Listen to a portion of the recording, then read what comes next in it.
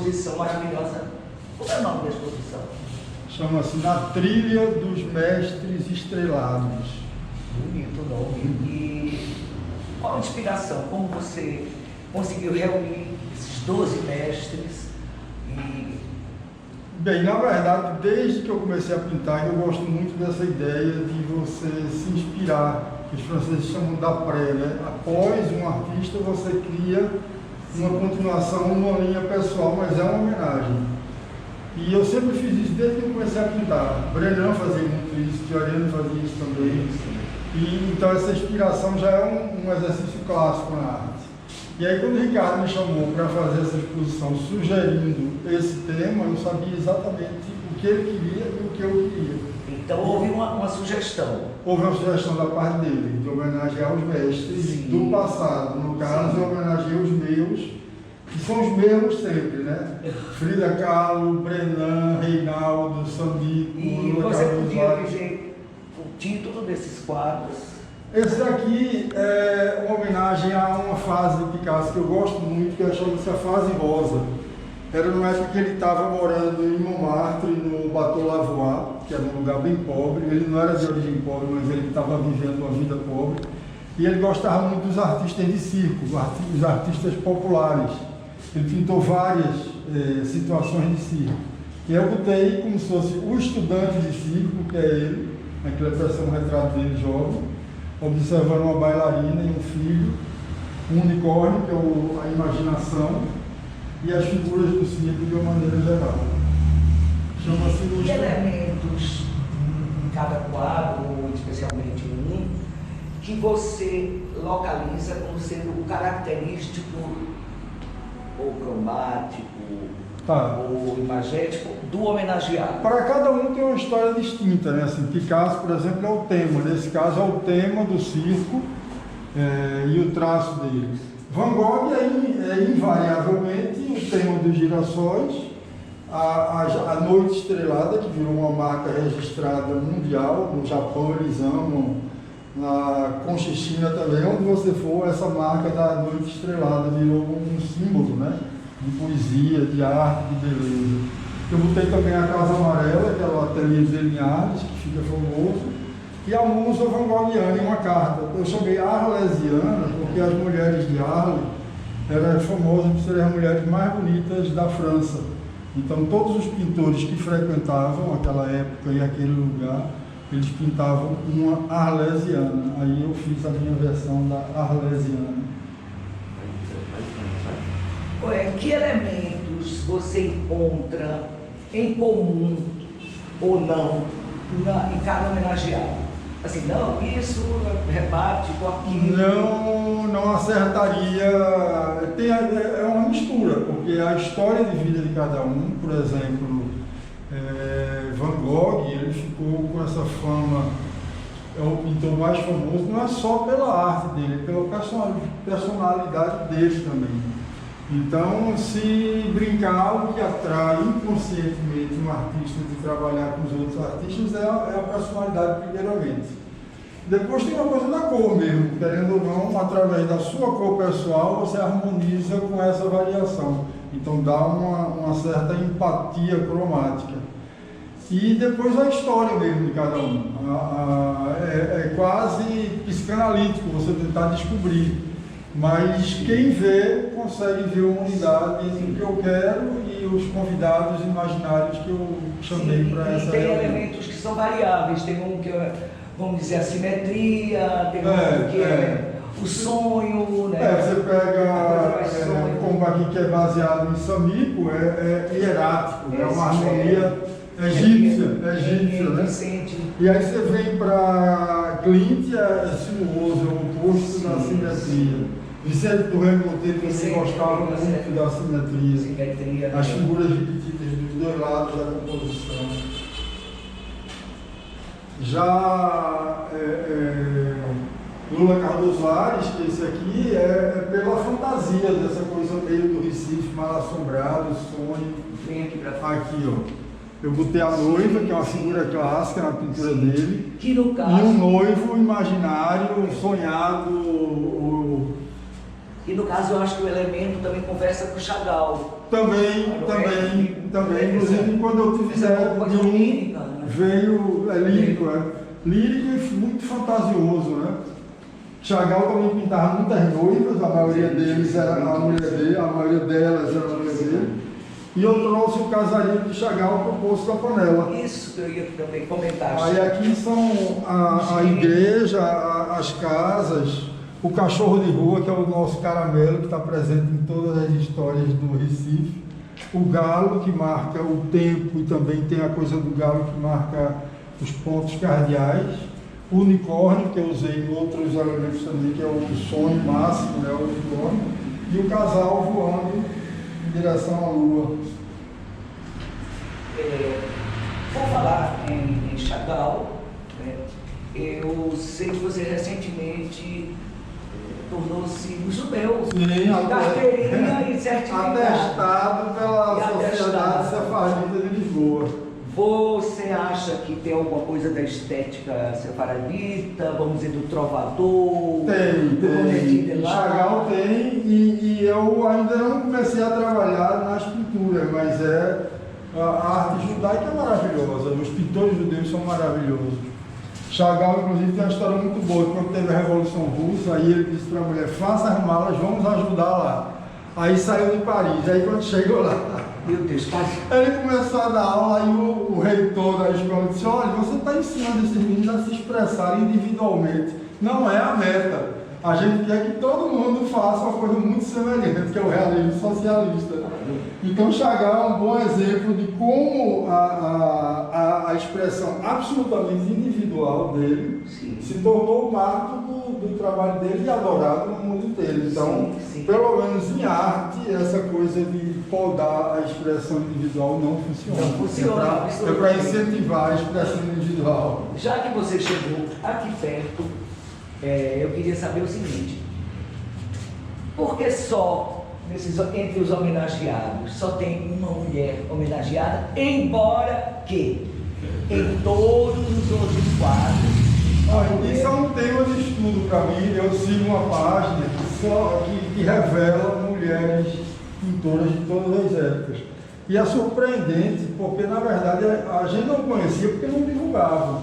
Mas na verdade na Renascença, na Idade Média, no Barroco, no Neoclássico, em cada fase dessa tem uma mulher genial, como os homens que eram da mesma geração. Só que havia um bloqueio. Em cada época havia um bloqueio, e na época moderna, curiosamente, esse bloqueio foi relegado, em vez das pessoas tentarem corrigir. Agora sim há um movimento. Então, na verdade, Frida Kahlo eu conheci adulto, além de ser a única mulher do grupo, eu conheci adulto quando alguém viu uma exposição minha e disse, seu trabalho parece com o de Frida Kahlo, é homenagem a ela. Eu disse, nunca ouvi falar. Aí quando eu procurei ver, me apaixonei. Então eu fiz 2 exposições só sobre ela, pintando 30 quadros em cada uma, todos em homenagem a ela. Depois eu mando. Sim. Mas então, embora ela seja a homenageada mulher, mas todas as mulheres também são homenageadas. Sim, na sequência a musa desde a pré-história, né, que tem aquelas chamam as Vênus pré-históricas, mas na verdade não são Vênus, mas a figura da mulher como musa celebrada, aí com justiça celebrada desde sempre. Agora, quando entra nesse campo da literatura, eu acho que infelizmente é isso mesmo, existia uma disputa, né? A sociedade machista do passado, ela obnubilava o talento, as mulheres se expressavam, mas obnubilava pelo menos a divulgação desse talento, o que está errado. Eu estou curiosa com uma coisa, as suas musas, elas têm da fisionomia algo em comum. Essa aqui, ela se destaca um pouco, eu conheci Débora, eu conheci Débora porque uma vez eu fiquei tão encantado com os poemas dela que fiz uma exposição que era baseada metade em poemas de Fioriano, metade dos quadros em poemas dela. E ela foi para a exposição, ficamos amigos e eu fiz vários quadros a partir dela. E ela é uma história também que serve para isso. Ela é uma poetisa excelente. A obra dela, se algum dia forem estudar com afinco, ela se emaranha na obra de Brenan.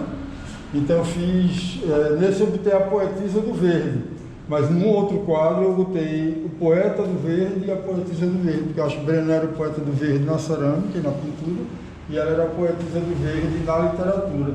Então eu peguei algumas fotos dela, estudei e fiz mais ou menos, que eu acho que quem é parente ou conheceu vai reconhecer a face dela, Débora. Desse quadro, né, que é a poética da vida, é isso? Que é um homenageado a Brenan, esses elementos dele também presentes, né? Eu gosto muito de Brenan e dela, porque Brenan, na cerâmica, ele celebra a zona da mata. Eu sou absolutamente encantado com o fato de a gente ter uma mata que fornece elementos para a arte, né? Então ele recriou as frutas e flores da zona da mata com um traço absolutamente pessoal, né? E ela fala o tempo todo desses elementos da natureza como símbolo dos sentimentos que ela guardava. A musa de Monet, ela é universal, né? As figuras femininas que Monet pintava eram lindas. Eu acho que ele atingiu uma felicidade muito especial de ter uma casa que era o próprio objeto de pintura dele. Então ele cuidava pessoalmente do lago e durante a maior parte da vida dele, o jardim era o ateliê dele. Ele ia para... Tem uma imagem dele de um filme, ele bem velhinho, já de cadeira de roda, ele acabava de pintar um quadro e dizia, tá pronto. Aí vinha uma sobrinha, trocava a tela e ele continuava, passava o dia inteiro. Frida Kahlo é a figura mais singular das mulheres da arte moderna, né? Ela alcançou não só uma compreensão total da arte em si, como ela transformou a arte dela num manifesto pelo direito da mulher, pela transcendência diante dos problemas físicos. É uma figura impressionante. Até tem uma cena no filme que ela tira o colete, né, que ela tinha que usar e sai dançando. Uma amiga minha disse, ali exageraram. Mas eu li um depoimento de uma aluna dela que diz que às vezes realmente ela ficava tão contente que ele tirava as proteções e dançava. Depois ficava toda dolorida, mas conseguia dançar. Então a dança para ela também era um símbolo. E ela conseguiu fazer da tragédia uma história positiva, né? Aqui é o universo de Brenan, os engenhos, né? E eu sempre reclamo porque a família de Brenan celebrou demais o elemento inglês que foi trazido pelo Brenan, mas na verdade toda a tradição deles é do engenho e da cana-de-açúcar, né? Então tem um lado profundamente pernambucano, profundamente mateiro, da zona da mata na obra dele. Aqui eu falei já, né? Aqui a Chagall é um dos meus pintores favoritos, porque ele coloca as figuras sempre numa dimensão de sonho, né? Então faz anos que eu fiz um quadro onde botava esse casal dele flutuando sobre o pouso da panela e nunca mais parei. As pessoas olham a foto ou veem o quadro ao vivo, ou olham a foto de alguém que tirou ou na internet e sempre pedem. Então é como se através da obra de Chagall você traz uma poesia que é completamente recifense e do Poço da Panela também. Esse universo do casario, do rio Capibaribe, da lua e do romance, né? Do romance. Klimt aqui é fora de série. Ele criou uma estética absurda de grafismo e cor. Eu pintei, por exemplo, aqui toda a superfície de azul e depois vim com os pinguinhos de tinta dourada. Ele, na verdade, usava ouro propriamente dito, nas lâminazinhas, né? Mas é um trabalho bem difícil de fazer e eu não tenho a menor prática. Então a tinta dourada representa o ouro real. E ele fez essa imagem do beijo se tornar um clássico, né? E eu recriei também várias vezes, porque as pessoas gostam muito de ter essa referência do beijo de Klimt dentro do seu acervo. Topográfica. E os olhos que ele bota como se fosse o cosmos vigiando tudo, né? Para defender o amor. E as pombas da paz, que em vez de ser só uma, são logo 5. Protegendo o amor também. E esses olhos eu gosto muito, né? Pois é, ele botava como se fosse eu acho que era isso, era a ideia de que o cosmos tem olhos para lhe proteger, para lhe vigiar no bom E sentido. o nosso voyeurismo também. O voyeurismo pode ser também. O artista também é voyeur. Chama também para esse lado, é interessante, é verdade. Aqui eu fui para uma exposição recentemente de Lula Cardoso Vaz, uma retrospectiva, e é impressionante como ele conseguiu criar um universo que você olha e ele não se confunde com ninguém. A obra dele fica com uma coisa isolada. Tem o parentesco com todos os contemporâneos dele, com os atuais, mas tem uma coisa isolada. Assim. Então foi muito interessante entrar numa grande exposição e ver todo aquele mundo dele. E ele fala de um Recife assombrado, né? Não é mal assombrado, é assombrado, onde tem espíritos, histórias que se passaram e que continuam acontecendo através das assombrações. E aí eu botei aqui um lado bem lírico que ele tem da noiva e de um noivo que está vindo de algum lugar para resgatar a sua noiva e ela está fugindo do portão gradeado. As fugas mesmo. Né? Tinha muita fuga naquele tempo, porque os pais impediam quando não concordavam. Hoje eles podem até tentar, mas não conseguem. Aqui é uma homenagem a Vicente do Rego Monteiro, que eu gosto mais. E aí eu botei uma Iara, que é a figura... Ele gostava muito de recriar e fortalecer as figuras mitológicas da nossa cultura indígena. Então eu botei as garças, que são presentes tanto nos desenhos indígenas como ao vivo no Rio Capibaribe.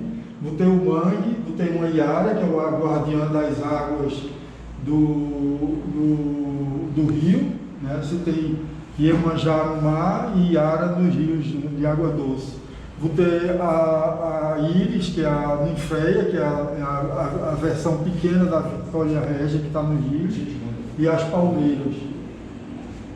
E as águas fluindo por todo canto. Renoir.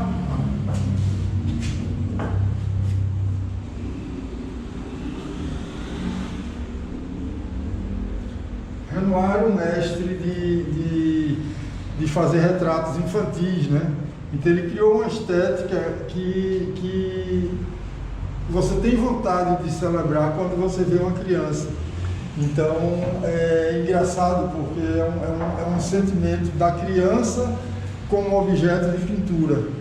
Isso é muito bom de sentir, porque a criança é de fato uma criatura lírica, né, poética. Então eu sempre que vou fazer homenagem aos pintores eu faço alguma criança, e principalmente no Poço da Panela, que tem os quintais, que antigamente todo mundo tinha quintal, hoje em dia é mais restrito, mas quem foi criado em quintal viveu uma experiência que é incomparável. Você cria uma relação com a fruta que você come, com as brincadeiras e com o crescimento das plantas e árvores. É realmente uma sensação excelente.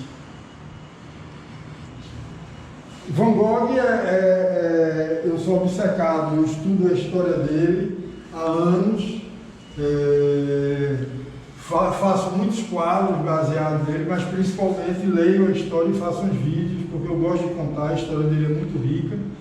E aí ele morou um tempo em Arles, na França, que foi onde a pintura dele explodiu em termos de cores, porque ele morava em Paris e na Holanda, em Haia e Paris, mas ele tinha cores sombrias. E aí quando ele vai para Arles é que ele via a luz do sol.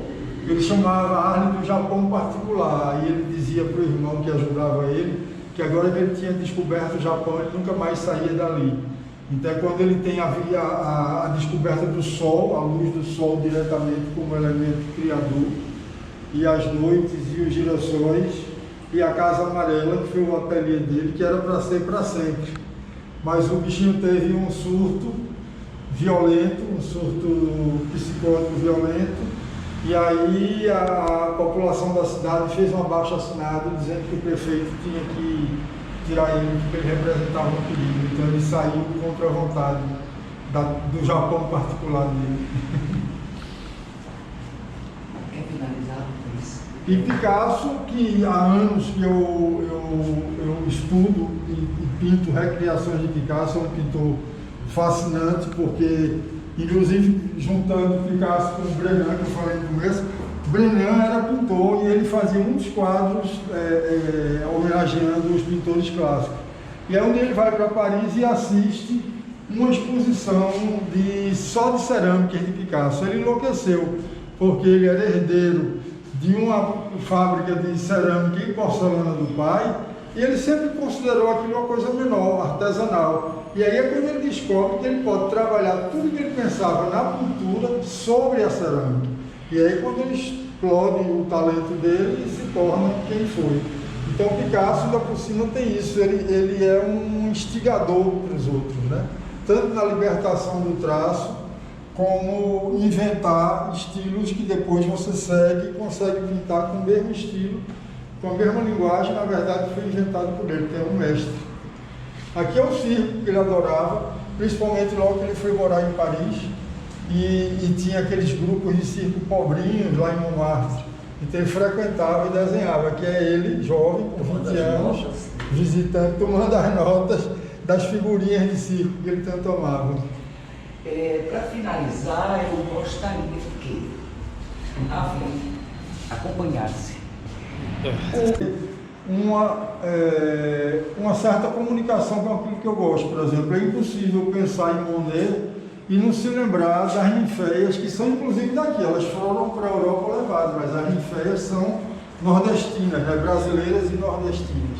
Então sempre que eu vejo as imagens do Jardim de Monet ou dos quadros, me lembra as praças e açudes e rios nordestinos. Inclusive no sertão, é cheio de ninféia nos açudes, é uma coisa curiosa. Tem umas roxinhas, tem umas brancas, tem umas rosas, são lindas. Aqui em Frida, falando de homem e mulher, eu gosto muito da ideia de que ela botava a figurinha dele como homem nas obras dela. Claro. E aí eu botei ela aqui tocando, que ela, num dos retratos que ela faz dele, ela toca o terceiro olho. Eu botei O terceiro olho? Eu botei como se fosse uma pincelada abrindo o terceiro olho. Coração espinhado. Azul. E aí aqui é um pouco representando a vida dela, azul, porque ela tinha essa coisa do azul muito forte. Espinhos, flores e borboletas, é a vida dela. Pois é, e esses espinhos, esses mandacarus, esses cactos, que é Nordeste e são México nossos, também. são elementos. Esse simbolismo de borboletas, de unicórnios, né, de romãs, você quando coloca nos quadros, você é como se fosse um poema, você está levando imagético, trazendo, na verdade, através dos outros pintores, trazendo a poesia que continha nas obras dele, né? Reinaldo, por exemplo, eu acho a poesia da situação familiar. Né? Ele pintava muito pessoas reunidas, crianças, velhos, casais. E as cores dele são as cores de um Recife que eu conheci na infância, que já não tem mais as cores. Sim. O Recife não tem lembra mais. Penedo essa paisagem, de São Francisco, como se fosse. Lembra o Penedo. É que Recife lembrava Penedo, né? Já não lembra tanto. Barcaças, né? No caso da abacaxi. Exatamente. Né? A ponte giratória tinha as barcaças. Né? Eu conheci de foto. O Ariano fala muito dessas barcaças.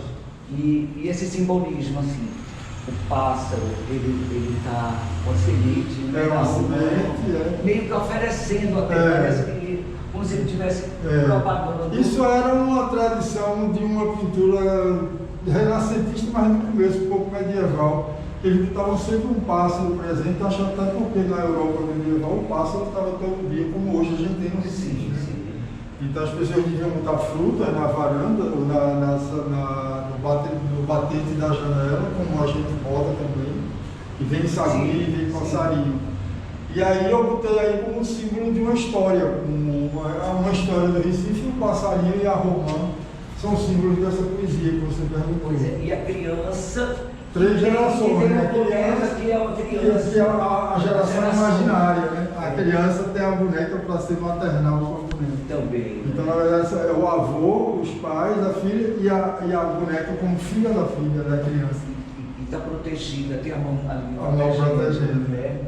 Se eu vou fazer uma pergunta muito louca, porque eu sei que é muito difícil de responder, eu não sabia. Você tem algum preferido? Não. Entre os quatro? Na verdade, eu pintei 12, mas normalmente quando eu faço uma exposição, eu continuo pintando. Então tem vários pintores que me vieram à cabeça, mas atualmente eu trabalho assim, eu fico pensando e aí as ideias vêm quase como os slides, que caem sem você estar construindo. Quando você é jovem, você vai para a tela, desenha, dá um trabalho enorme. Mas quando você tem a maturidade total do seu trabalho, você pensa uma coisa e aquilo cai na sua mente pronto, né? Quase como um slide. Todos esses funcionaram assim. Vieram. Esse aqui eu estava na exposição de Lula Casa dos Aires, e aí, quando eu cheguei em casa, veio essa imagem de lembrança e já de recriação. Então a sua inspiração é assim, chega. Chega prontinho, graças a Deus, porque torna viável. É lindo isso. Porque às vezes quando você é mais jovem, tem vezes que paga e você não acerta, né? Mas aí às vezes é porque o processamento O processo está acontecendo, né? É, acontecendo.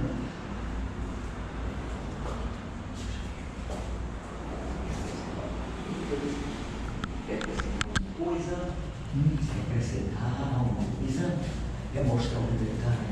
E deixar livre agora para borboletear essa obra. Conseguiu comprar um yakisobazinho, aí foi fui ver, nunca mais vi.